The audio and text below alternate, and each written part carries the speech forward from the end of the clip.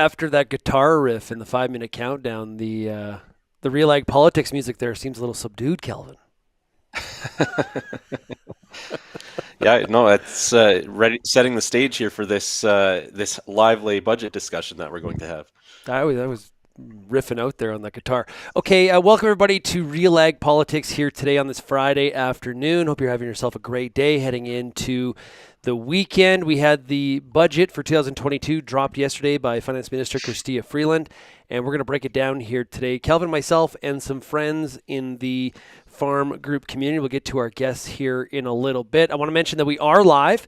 So that the best part about that is you can participate. You can put your questions, comments in the box, whether you're watching on YouTube, Twitter, Facebook, or now LinkedIn as well. So we appreciate Jay getting that all set up so we can broadcast on LinkedIn all at the same time with all the other platforms. So if we look at the budget that was released yesterday, and Kelvin, you did a great job summarizing all of it from an agriculture perspective. I know you were totally geeking out yesterday, going through all the different files and folders and looking at some of the opinions that were out there.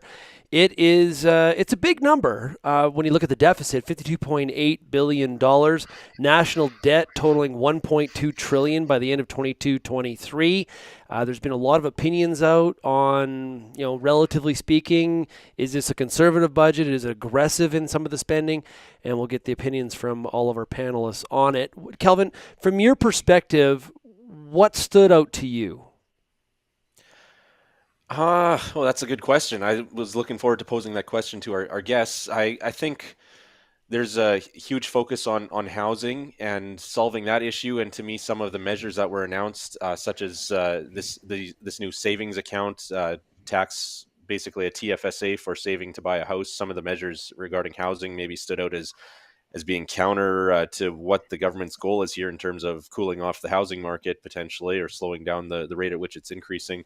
I guess overall spending, as you alluded to, Shaun, the deficit projected at just under $53 billion, which is down significantly from the last 2 years, but still the third or fourth largest projected annual deficit for the country in history. So, like you said, some people there's a wide mix of opinions out there coming from pundits in Ottawa. We've heard words like prudent and thrifty and responsible being dropped by some people. And I think a lot of that description, given it's still the third or fourth largest deficit in Canadian history, I think it's relative to what people were expecting from this Liberal government in terms of coming off of these 2 years with unprecedented spending. So I guess maybe they were slightly more prudent with the dollars going out, but it's still at a time when we have inflationary pressure all over the place. The government is injecting more money into the economy than what it's taking in, by $53 billion it's projecting for this year. So I think there's lots of questions there about whether the government policy is kind of working counter to what Bank of Canada is trying to do in terms of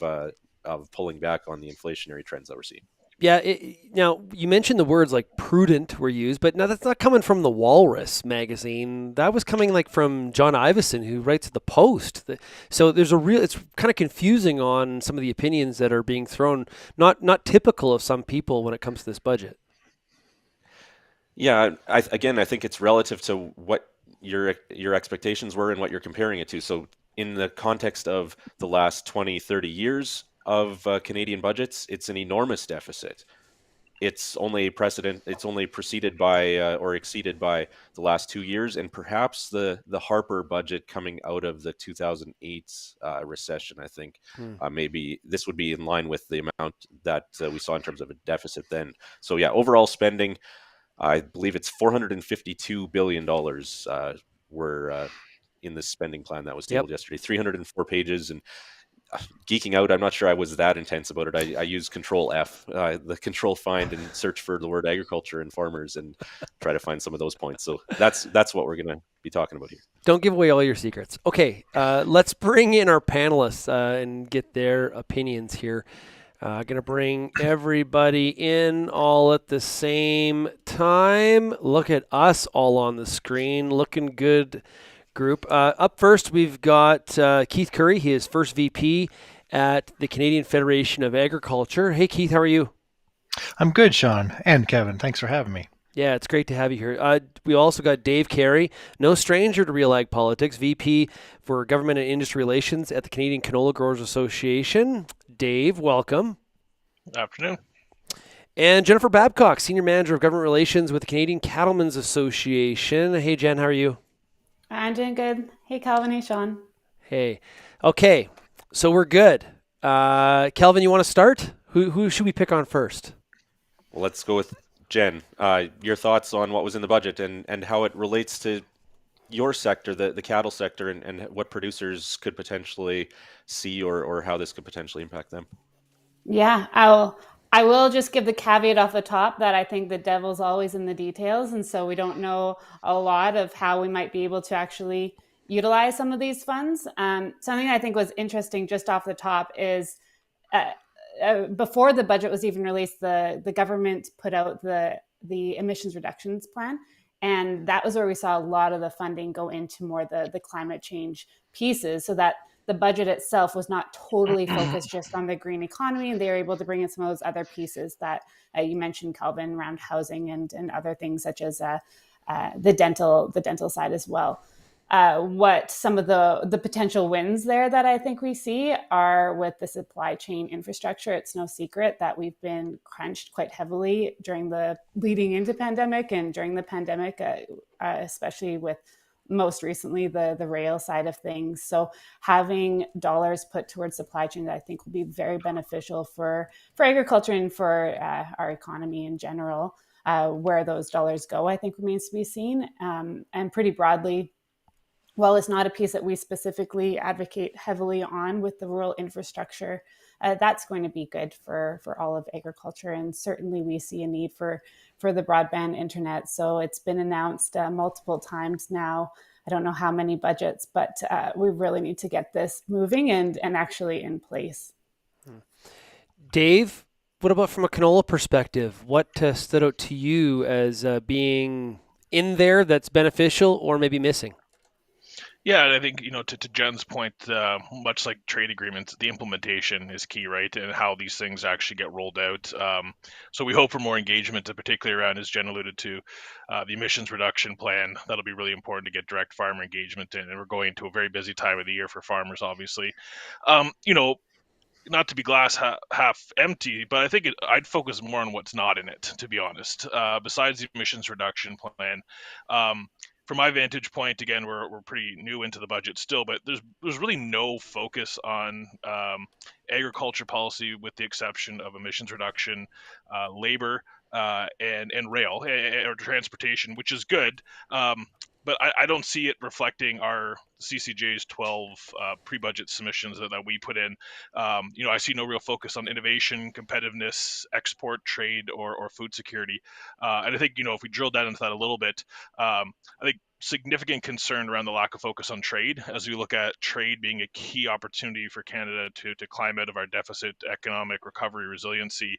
I think exports, doing Control F, is only mentioned about 11 times. No mention of the World Trade Organization.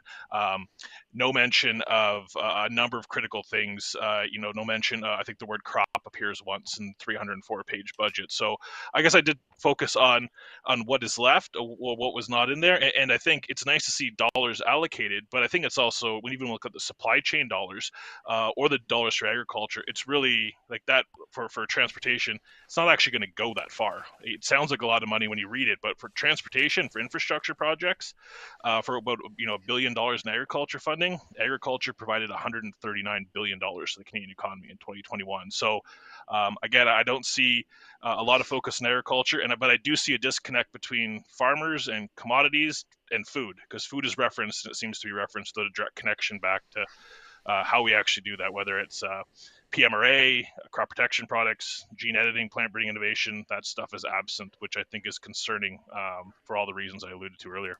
Yeah, the lack of attention to trade is definitely a pattern.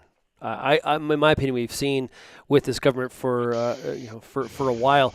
Keith, from the perspective of the Canadian Federation of Agriculture, what'd you see?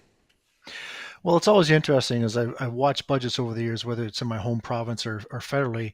I watch it in two different kind of lenses. One, as a farmer, what's in it for me as a farmer, but also I represent the farm community. So how does it benefit the ag industry as a whole? And so in this case, certainly on behalf of CFA, we're looking at how is this improving the overall industry of agriculture in Canada, and I mean the whole value chain. And certainly, both Jen and Dave highlighted on not only what's in it but what's not in it. But I think we have to take some of what's there and run with it. Certainly the 450 million that was announced in the National Trade Corridor Fund, I think is an important first step. That's really important. I think when we look at what happened in BC last fall, and how those corridors were key to all things in Canada, how do we have that ounce of prevention for the pound of cure? And so if we can continue to highlight some of that kind of stuff, I think that would be very important. Certainly, Minister Qualtow's announcement early in the week on our value chain labor issue, setting some money towards that, is very important for us on the ground as farmers, because we need that value chain there to be strong. And certainly labor is one of the key barriers that they're facing right now. So we were encouraged by that money, even though it wasn't specifically in this budget. It was announced earlier this week. And I think one of the things that I was hoping I would have saw more of, especially given what's going on in the Ukraine right now, is maybe some initiatives on some potential investment down the road on self-sufficiency. So whether we have nitrogen plants here in Canada, for members that Dave represents, how do we increase canola crushing, for example, have it here, have all that kind of infrastructure here in Canada, so we're not relying on it happening somewhere else. And I think that all that does is take that 139 billion, and it's just going to exponentially grow it if we get that investment here in Canada. It's going to create jobs, it's going to create self-sufficiency, it's going to create food security, which I think is on everyone's mind, especially in the last 2 years. So we have some work to do. Certainly this government is focused on the environment, there's no question about it. And I think there's the $1 billion emission reduction plan that was announced last week is a good first step. And I know along with Dave, the ACA has been working with us to create those opportunities for farmers, and the national policy framework was mentioned in the budget as beginning that process. And I think there may be some opportunities for some environmental initiatives to be included in that as well. So, we can't get everything we want, but I think we've got some niblets there to work with, and I think we just have to make sure we grab a hold of them and run. Yeah. Kelvin? Well, just to stay with you, Keith, the Canadian Agricultural Partnership, there were a couple paragraphs about the agreement in there, but basically just a commitment from the federal government that they are looking to work with the provinces on renewing the next agricultural policy framework. Is that another thing that was missing? Seeing some dollar figures there, and maybe even a commitment to increasing funding for the next partnership? Well, in fairness to the government, and not just this government, but all governments who are in power, that's a partnership with the provinces as well. So, to nail down specific dollars when you don't know exactly what the next partnership's going to look like, that might be a little tough. Hope I'm seeing in this is a willingness to be prepared to put some dollars behind it. And we've had lots of discussions with both Minister Bibot's office and other ministers about making sure that if we are going to do things like environmental initiatives through the next policy framework, that the significant dollars that are required for it go along with it and don't jeopardize the money that's already there for the programming that already exists. So I think after we get past the FPTs this summer, we'll have a better idea of maybe where we're going, and then we can really go after the monies. Yeah. Dave, what are your thoughts on that? Did you think that we might see a bit of an expansion of that pool of money ahead of the negotiations on the next program? I think to Keith's point, it is a 60-40 cost split. And I think this federal government has shown a willingness to actually increase funding, whether it was around changes to agri-stability, but it's always predicated on the provinces being willing to dance partners. So, I will give them credit there. I think again, in what's not in it, it doesn't necessarily need to have the dollars and cents, but there's no real, I found on the next policy framework, a direction, because like the words in the budget matter. When you look at the budget as sort of hierarchical document within the government. It's sort of the North Star. So it would have been nice to see even language around there around sort of committing to what they hope to accomplish with the policy framework, and they could have removed some of those dollars, and I think it still would have had an impact. Just to, like, again, for agriculture, I think it would have been nice to see. There are a lot of things the government can do that don't cost a whole lot of money, and I don't think farm groups are necessarily always advocating for big spending, but what we're looking for is sensible policy and good ways to roll that out, whether that is reducing red tape, encouraging innovation, kind of fostering investment in R&D and things. They're not necessarily need to be spelled out in dollars, but again, as the budget being such a supreme document, it would have been nice to see a bit more language around the direction they want to go to. Because I think for the next policy framework, when you look at agri-stability, for example, that could be an environmental program as well. If you look at it from the perspective of if farmers have a safety net that they can bank on and that is reliable, they will likely invest in their operations to be more economically and environmentally sustainable. So I think there's ways to thread the needle. It would have been nice to see just a little bit more directional as to where they want to go, because the next policy framework discussions in July at the FPT in Saskatoon, kind of around the corner, right?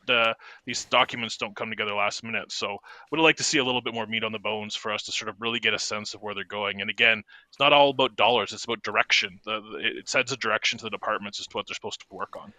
I'll fully admit totally that, like, Kelvin did a great job of organizing this on the story on RealAgriculture.com into like sections on topic. And of course, climate and environment, climate change weaved through the entire budget. It's a big part of it. But Jen, I have a hard time keeping track on all of the different funds and programs, new money, old money, and I'm following it, or trying to. I feel for the farmer or the rancher trying to sort out, does any of this apply to me or not? Do you find that too, Jen?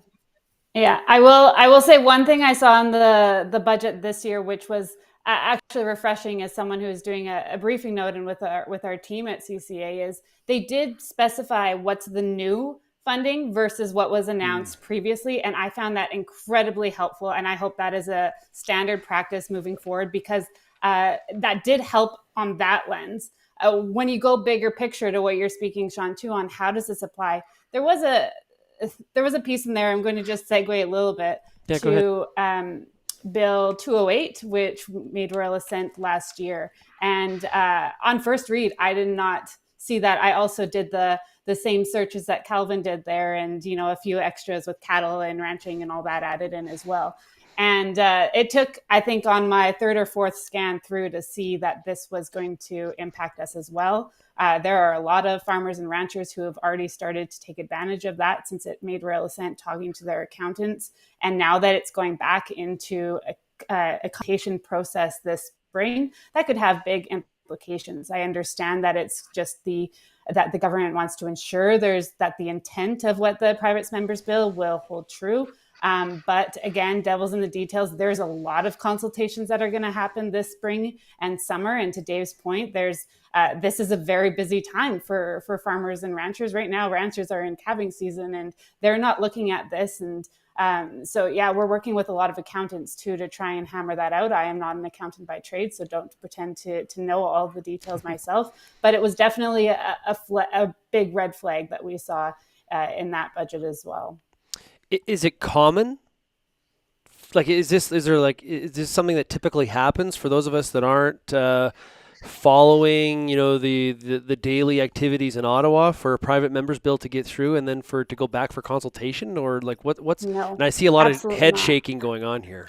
I will say they did. The Finance Canada did a few communications after the royal assent in July, I believe it was, or late June.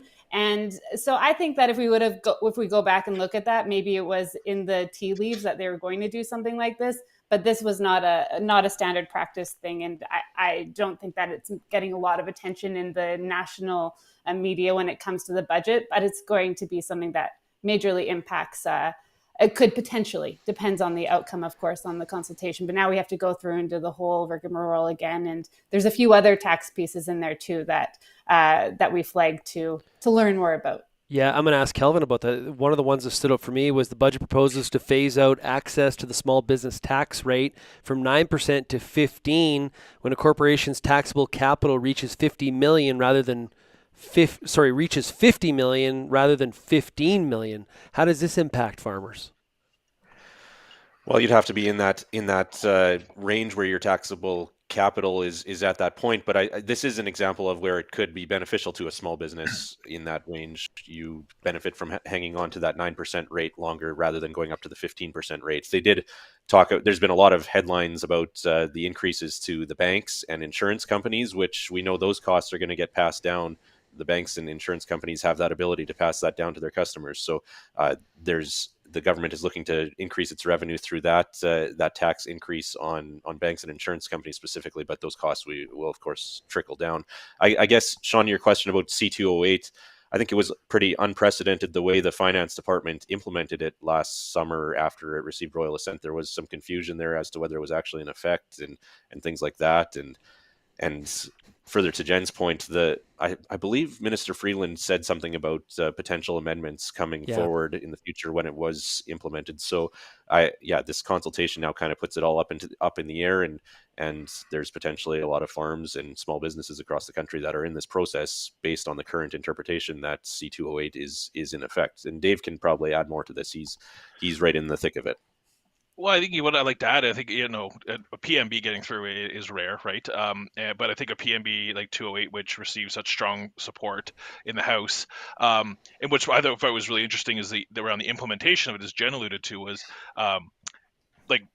then Finance Chair Wayne Easter basically summoned the Finance Committee back during summer break to remind Finance Canada officials about the supremacy of Parliament, and that their job was to implement the bill that the House of Commons and Senate duly passed after it received royal assent. So some concerns from that perspective as to how that rolled out, which is very unique.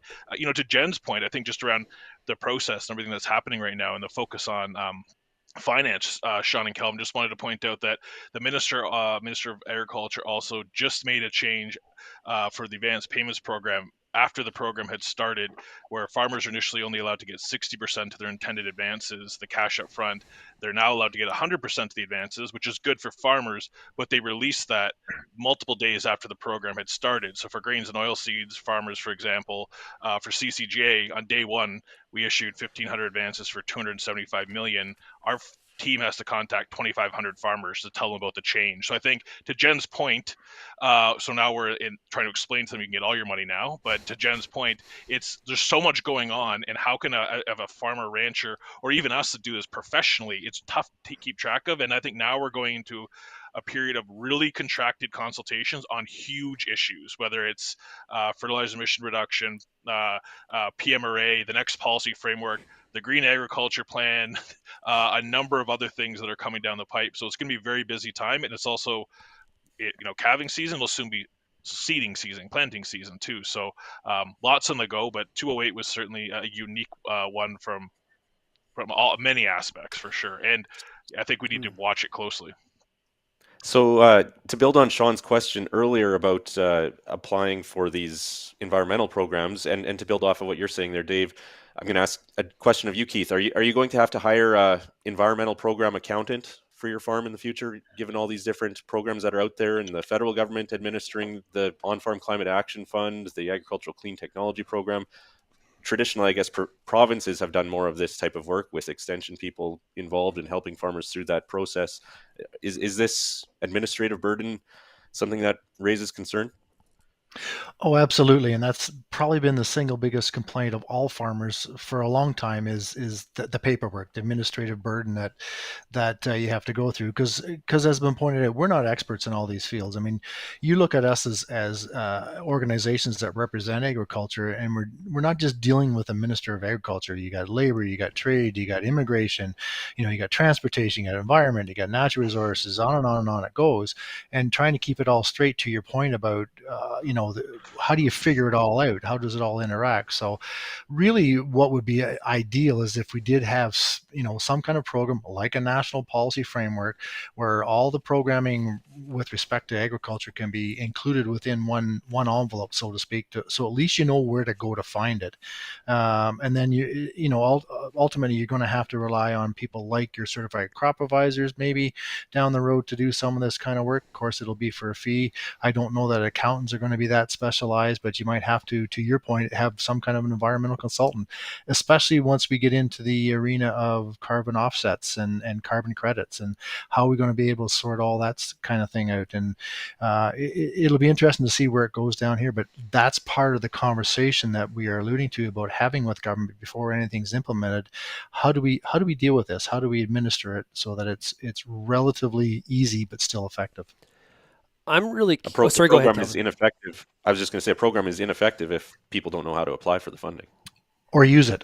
It's it. been our argument with agri-stability. It's not that people don't want a program like that. It's just the current program doesn't work for people, so they don't enroll in it. So make sure that you don't just claim about having a program if nobody uses it. Yeah, but there is some accounting firms that would argue that there's branding attached to the current program that people assume that it doesn't work for them, and so they don't apply and they left money on the table. So Yeah. it works in a number of different directions. But there's also the other aspect of this that most farmers aren't really thinking about. It's not their fault, but that is, we are in a sustainability world now. It doesn't matter where you go, what you do. I mentioned about initiatives for investment down the road. Well, any future investment that we have, private sector investment, is going to have a sustainability footprint requirement to it, and all of our end buyers going forward, either domestically or internationally, are going to start asking for that sustainability pathway to be shown, and so certainly we can build on that going forward, and I think farmers are going to have to get their heads wrapped around it. Most do, but not everyone does, and not everyone understands it, what it means to them. So that simplicity is really important in how we can just move this forward and have a win for ag. There's a comment here. We've got a couple comments. We'll get to both of them.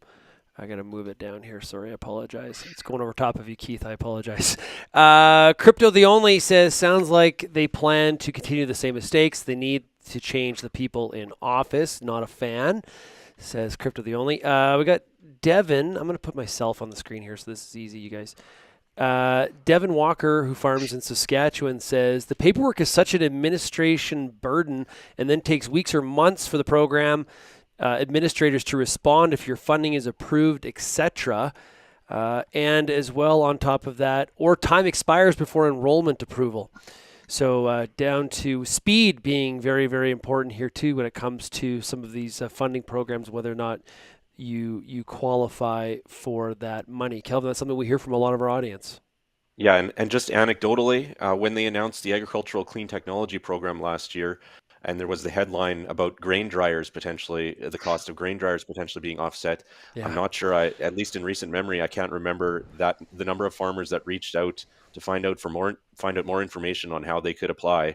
The number of farmers, I can't remember a different story or government announcement where we had that many people reach out for more information, and really we had very little info to pass along, and it's not an easy approval process for a farmer to interpret. There was 2 phases to the intake. It wasn't really a program that was meant for widespread application, it seemed, and so those are the type of issues that this government, if it wants to implement these hundreds of millions of dollars worth of programs, and have them be effective in reducing emissions, I think some of those question marks or those gaps need to be addressed. Or Dave or Jen, maybe you want to address this as well. I'm happy to start. I think, we keep looking at the next shiny program as opposed to revisiting the ones that worked well. So there's a program called the Climate Action Incentive Fund, which is a cost-shared program with the government. Was launched in 2019 and closed in 2019, oversubscribed to. Farmers were in large part the biggest pool of applicants. This is something the Agriculture Carbon Alliance has been asking for years. It closed in 2019, is not back open to receiving applications. From what we understood, it was a fairly simple for government process to apply to, where if you had a project up to a certain amount, the government give you 25% direct environmental things on farm. Worked really well. We've been advocating for 18 months now to have that reopened, as a litany of other programs have been launched. The Climate Action Incentive Fund is one that worked well. Farmers applied to it. There was buy-in, and it hasn't been reopened. And I think it also speaks, Shaun and Kelvin, just to the policy perspective, right? Like from my perspective, funding programs are important, but also leaving more money in farmers and ranchers' pockets so they can invest without going through administration or paperwork is a really important policy tool, which is why all of us are collectively talking about Bill C-234 so much, because we believe that farmers will invest in their operations if they have the working capital to do so. And I think for farmers and ranchers are already being judicious with their inputs, and that the more money they have on farm during the working year, the more they're going to invest in the next crop rotation, the next piece of equipment, the next agronomist, the next whatever it might be, feed supplement, and the economic viability and sustainability improvements go hand in hand. So I think it's also just a difference in policy approach, which is apply to all these programs, but there's also the inherent leave more money in farmers and ranchers' pockets to do the good work they do, both from dollars and cents, food security, exports, all those sorts of climate solution providers. So, but I'd be remiss if I didn't plug the Climate Action Incentive Fund, because we've been pushing on that to be reopened for quite some time. Sorry, Jen. If I could just build on even what Dave was saying there about 234 as a prime example, where the government has made some comments about creating a rebate type of system as opposed to an exemption, and just looking at that, an exemption is perhaps fill out a piece of paper once and you're done, versus a rebate program, which is an ongoing costly, administratively costly program that requires a lot of paperwork both on the government side and on the farmer side. So that's a prime example how the government can put more farm money back into the farmer's pocket and reducing the paper burden all at once. But we also, not that I'm defending the government, but we also have to understand we're in a watchdog society too, and included in that is the Auditor General. So perhaps that has led us to being much more involved in paperwork, a paperwork system. I'm not sure. Jen? Yeah, I'll just add to what Dave's saying too, and I like the saying not to throw the baby out with the bathwater here. And this is something with the FPT coming up and the next policy framework being renegotiated. We are really trying to make sure that we do not follow suit with exactly what we're talking about here, and that we're able to see improvements to programs. Let's look at which programs actually have the dollars being utilized for farmers and ranchers, and continue to build the success of those and improve them, rather than let's erase the whole thing and start over just because we think we can come up with some shiny new marketing terms. But Dave also mentioned the food sovereignty piece. And actually, this was one surprise that I saw that I didn't see in the budget. There's been so much talk about food sovereignty whenever we meet with ministers and government officials the past year. And this is not only because of the pandemic and on our domestic supply chains, but now we're seeing it with the war in Ukraine. And where's Canada's role there? I think we can really be a super powerhouse when it comes to food sovereignty, food stability, whatever way we want to say it. And I think that there was a huge missed opportunity there to put it. And I did think that there would be a piece in there, especially because of they didn't mention the ongoing war right now as well in some of those pieces. Good point. Very good point. I appreciate you making that point, Jen. Dave, you read parliamentarians speak all the time. I need you to do an interpretation for me. Okay, you ready? Here we go. And this is from Kelvin's story at RealAgriculture.com. The government's committed to examining a new minimum, it didn't provide details on a new minimum tax regime, which will go further to ensuring that all wealthy Canadians pay their fair share of tax. What does that mean? It gets back to the old adage of, tax the ultra rich, and this really, interesting myopic focus on there's all these elusive billionaires out there not paying their fair share. And sure, there are tax loopholes, but, it really sounds like a political speak or double speak. I think if we look at realistic policies, is that Canadians, I don't think Canadians should be viewed as a source of revenue for the government as just a philosophical position, but it's concerning. I mean, not that it's concerning to close loopholes, and those should be, and people should be paying their fair share. I'm happy to pay my share for roads and taxes and infrastructure, but I think we also need to take a good look at Canada as a country is sliding down every single international metric as far as innovation, and for some of these things they're talking about, we need companies to be investing in Canada, for whether it's the next feed supplement, the next new plant variety, the next infrastructure, the next rail, whatever it might be. So all for making sure everyone pays their fair share, and the ultra wealthy certainly have the money to do so. But we also need it to be a country that's viewed favorably when international companies are looking at where they're going to allocate their funds. And I think that is something that we've heard all the crush announcements, Shaun or Kelvin alluded to at the beginning. Those aren't shovels in the ground yet. Those are announcements, right? And those are predicated on getting a lot of things right, like the clean fuel regs and a number of other things. So all for people paying their fair share. But I think we also need to make sure that Canada is not viewed as a country that is overly draconian, and that it is a country where global companies want to invest in, so that we get the next canola variety that maybe is more drought resistant, or down the road of gene editing, maybe it can produce some of its own nitrogen like a soybean. Who knows? But that costs dollars, and Canada needs to be seen as a stable country to invest in. This week's Real Agriculture poll, Kelvin, that's exactly what farmers are looking for. They said 37% of producers that answered the poll said that they believe that the next canola variety that fixes its own nitrogen, like Dave's talking about, will have the biggest impact on farmers getting to net zero. So interesting tie-in there. We got to ask Keith about the supply managed sector and dairy. Lack of details on the financial side, Keith, when it comes to the NAFTA compensation as it applies to market access that was given up in that USMCA or CUSMA agreement. What's the thoughts? Yeah, it just simply was an acknowledgement, which we appreciate, an acknowledgement of that there will be funds coming forward, for compensation. What that means, we're not sure. I know that the individual supply managed commodities are having those conversations with government to kind of hammer out what that's going to look like. I guess acknowledgement that it's coming is good, but what that means is, like as Jen and Dave both alluded to, there's still a lot of devil in the details to be sorted out through this budget yet. But hopefully, the promises are kept and there's fair compensation coming forward. And as we mentioned on RealAg Radio today, still trying to sort out, come to an agreement, Kelvin, when it applies to, is Canada compliant with that USMCA agreement or not? Of course, both sides saying something a little bit different from each other. Is that understating that? Probably, yeah. Yeah, the U.S.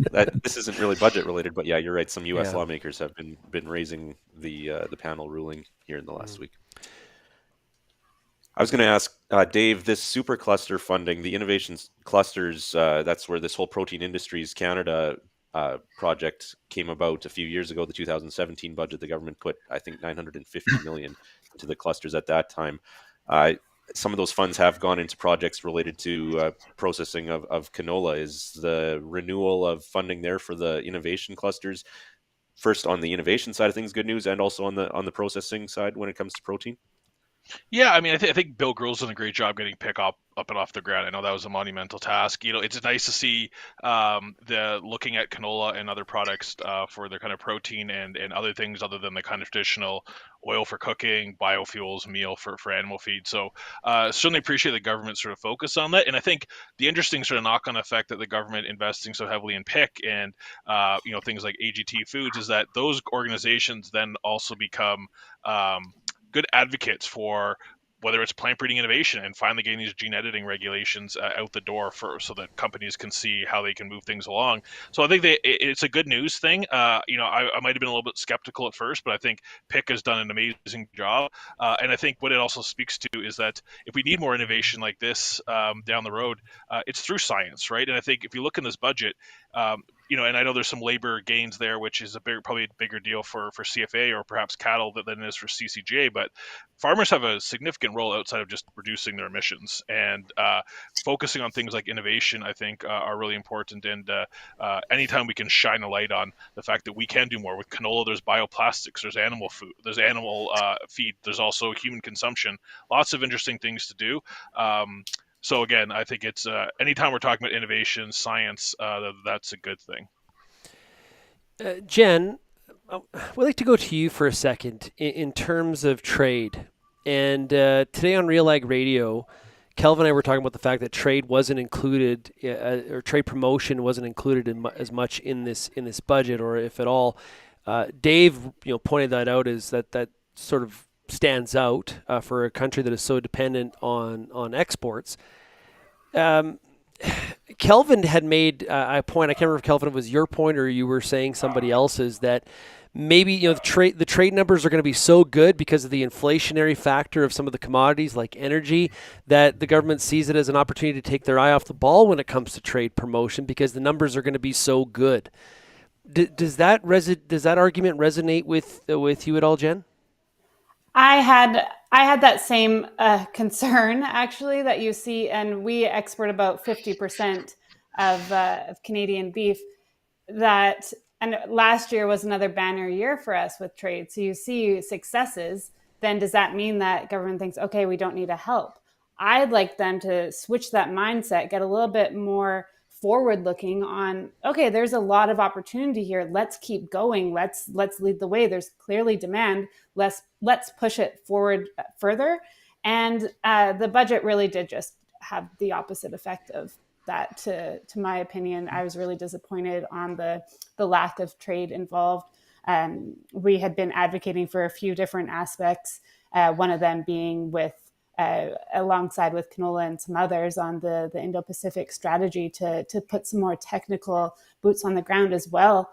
And David mentioned earlier about how budgets can be kind of the direction setter, and it doesn't necessarily have to have dollars attached. And there's some trade agreements that we're going to be looking at coming up this year as well. And it would have been great to see at least allude to those as well, that these are on the government's radar, and we know that these are coming up, and we're going to have Canadian sector's best interests at heart. And there's just no mention of it, which is disappointing, to say it positively. Yeah, and it's for sure surprising because haven't those talks, the UK talks, started, which beef will be a big part of that discussion. ASEAN too. Yeah, ASEAN, yeah. For 5 years into ASEAN conversations, as Jen said, a lot of us advocated for Indo-Pacific Diversification Office to have technical Canadian folks overseas in the Indo-Pacific region. The federal government has an Indo-Pacific strategy, which is not mentioned, because that's where we see a growing middle class and where there's demand for Canadian goods. So the Indo-Pacific region was a pre-budget ask of ours, along with a handful of other groups, to have Canadian plant pathologists, entomologists, veterinarians overseas so that we don't have trade spats. They can walk local regulators through. And I was surprised, given Minister Ng's leadership role, the Ottawa group around WTO modernization. WTO is not mentioned at all. Canada as a middle power, as a rules-based trading export nation that relies on their national institutions. The WTO is incredibly important. We need the appellate body back up and running. There's nothing about all the other FTAs. India, it's just concerning as we can't take our foot off the gas. And I think post-COVID, we're seeing rise of protectionism when we should be seeing a liberalization of trade, right? And you can't take commodity prices to mean that we hit those export targets, right? That's not the case. We produced far less than we normally do on the crop side. Commodity prices are not bankable, right? That's if they were, we'd all probably be in different lines of work, right? Yeah. Well, I think if I can just add the aspect that, for whatever reason, the government doesn't look at ever, is the fact that we're 1 in 9 people work in agriculture in this country, and we're $139 billion in GDP, and effective trade will increase the economic development in this country, which can only help offset some of that deficit. And just from that perspective, I mean, this very government commissioned a report back in 2016 that said, "Hey, invest in agriculture," and yet things like this go amiss, and it's kind of hard to figure out why. Keith, you're speaking too logically right now. We all missed the Barton report, right? Now it's waiting on the shelf somewhere. Yeah. So does the government. Yeah, the Barton report drinking game. It's been a while. No, but I mean, what government doesn't want to talk about economic development in general terms, right? And for some reason, looking at we know that we are recession proof. We have proven that we're, for the most part, pandemic proof. Why isn't anybody going, hey, we should be diving into investments into this industry? And for some reason, I mean, I live in Southern Ontario. I have 250 million people within a day's drive of me. You want to talk about being able to provide food products to a large audience? There it is, and we need to take advantage of it. And not just talk about it from a domestic standpoint. Talk about it from the export standpoint as well. because sometimes when we do have this discussion, it's all relative to domestic stuff, and that's a component of it, and it's important, but it's also about how important trade is. And that continues to be something that I just think is just, it's missing, it's lost, it's sort of in a vaporized somewhere. It's sort of invisible. And Kelvin, you've heard me rant about this probably 1,000 times, so I'm probably boring you and the audience.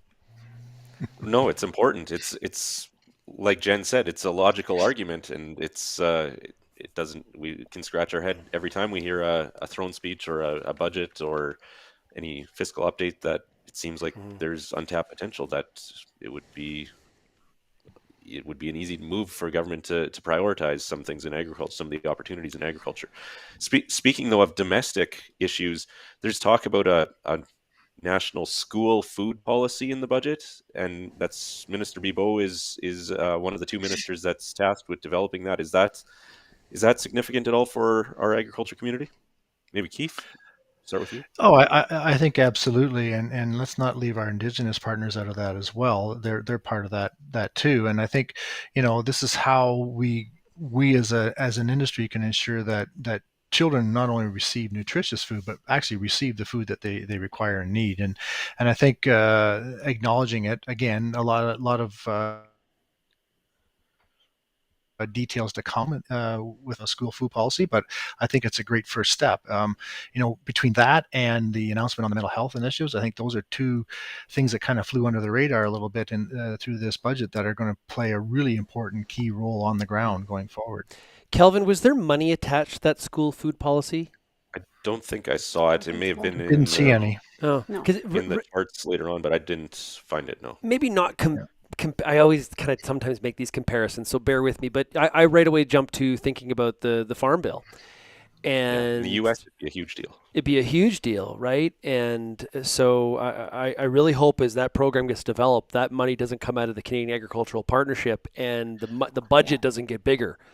That would be a massive problem. If I could just jump in, I think that's a really key thing that, as Jen alluded to, the core programming that, under the Canadian Agriculture Partnership can't be eroded. If we're adding things on, good. But we already have concerns on the static funding of the next policy framework. If we want to add on environmental things, you want to add in the food policy, all good, but it needs to be new additional dollars, not coming out of crop insurance or agri-invest or agri-stability. In a school policy program, as a dad, that sounds great. Canada does not have a food security issue. We have socioeconomic issues that relate to those issues. So great to unpack that, but the only reason that Canada is in a position to do that is because we have innovative farmers and ranchers that use the modern technologies, the best innovations, the best practices to produce so much food that we're a global exporter. And that can't be taken for granted when we look at science is not a buffet, to quote Dennis Proust from CropLife. We need to be looking at all the best possible science, right? And that does involve crop protection products and GMOs. It requires all of that for us to do that. So school policy program, food policy, great, but those need to be additional dollars, the delta needs to come from the government, not from the core programming that we're already fighting tooth and nail to maintain and improve upon. So, and I don't Jen, think this was a surprise. Sorry, Kelvin. I don't think this was a surprise at all to see it. It was already in the mandate letter, so we knew that this was coming. It just it kind of just feels like a part 1A-B situation here because there's still no funds attached. But sorry to interrupt you there. No, I was just going to ask if you see this following kind of the same path that we saw with the food policy and the food guide discussion from a few years ago. Could this potentially raise some of those same issues that we saw in that discussion? Yeah, this is something that we are very much watching closely. And on the beef side of things, of course, there's a lot of nutrition that comes for children. It's one of Health Canada's first foods that they recommend that kids eat. So we want to make sure that that Health Canada, and we're happy to see that agriculture is involved in the discussion as well, that they will follow the science on this one. Yeah. I also think, Kelvin, this is part of the bigger social platform that Jagmeet Singh is trying to inject within the government and the budget as well. So to Dave's point, it needs to be a social program, standalone social program, not an agricultural program. Jen, was I can't remember. The CCA has been pushing, requesting, trying to find funding for subsidization of cattle price insurance programs, like a national program. Was that included in some of the budget push here, and did it get any mention at all? No mention. We think that when we've had the conversations leading into the budget, I don't think we were expecting it here. If anything, there'll be it's more coming up for next policy framework where we'll be really advocating hard on what we're looking for on the BRM side of things with the risk management tools available and building on what works. But really, we continue to push on that. Another piece that was central to what we were asking for on the budget was the foot and mouth disease vaccine bank for Canada. And that was a huge disappointment. See, it wasn't in there. So we have a lot of work to do at CCA to push that one forward. It's incredibly huge for our economy to have that set in place. Yeah. Well, to wrap up here, I guess it's sort of like the what's next. So we have the budget. Now what? And maybe a little bit of like, so what? Jen, let's start with you in terms of from the Canadian Canola Growers Association. What is the next step here as we're already into the second quarter of the year?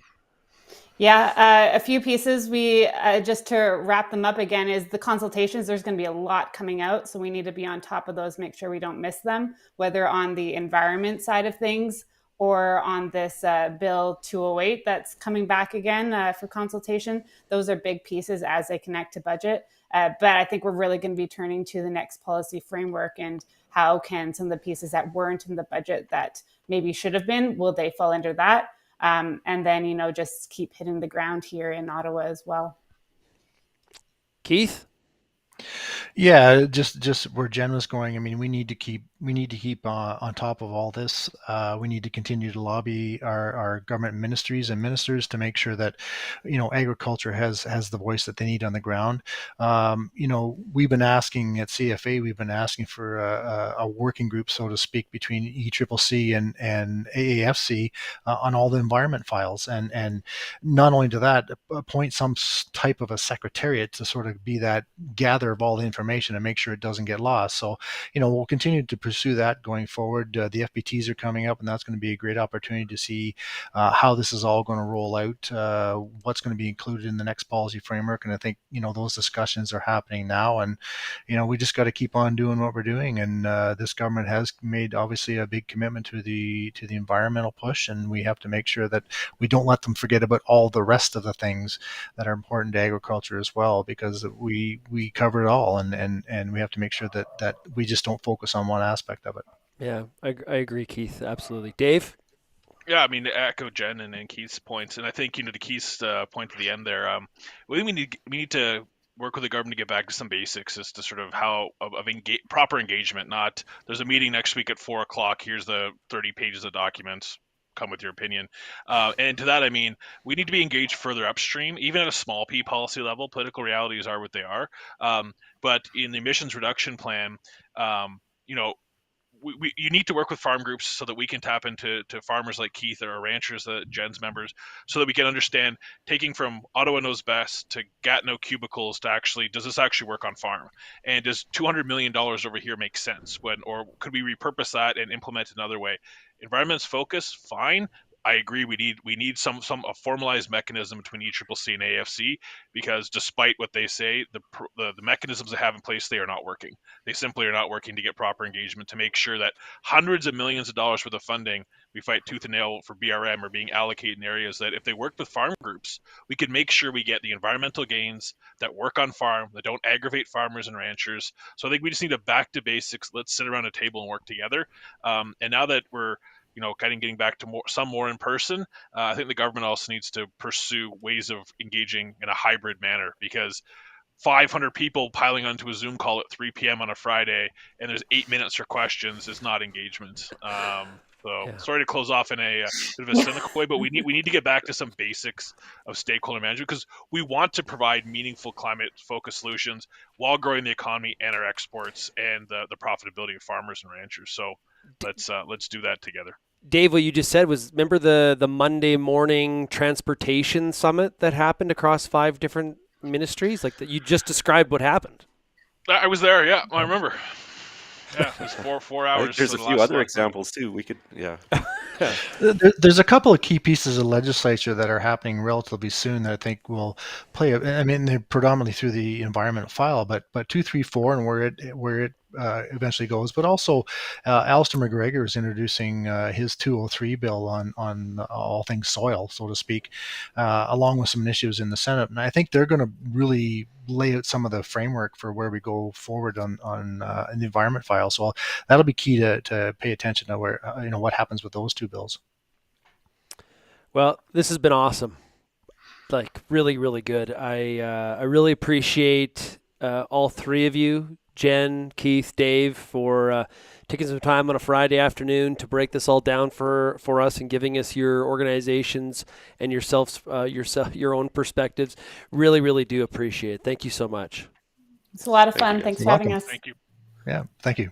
Kelvin, we got to do this more often. We say that every time. I know, I know we do. and somehow time flies. But Yeah, I know.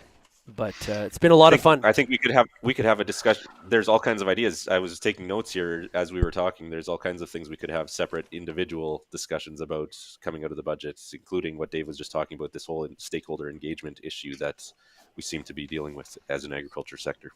Yeah, absolutely. Want to appreciate everybody for tuning in today, asking your questions, making your comments. The chat's been quite lively. Really do appreciate it. And we'll try to do our best to have more Real Ag politics on a more regular basis. Encourage you, though, to, of course, check out Real Ag Radio. That's every day at 4:30 Eastern on Rural Radio 147, Sirius XM. Or, of course, you can also download the podcast as well. And don't forget, hey, on the weekend, what better than checking out realagriculture.com and read Kelvin's article on the budget, breaking it all down. There's some stuff we didn't even get to today for sure. Hey, thanks everybody for getting real and getting connected with Real Agriculture. And we'll, of course, see you again next week. Cheers, everybody.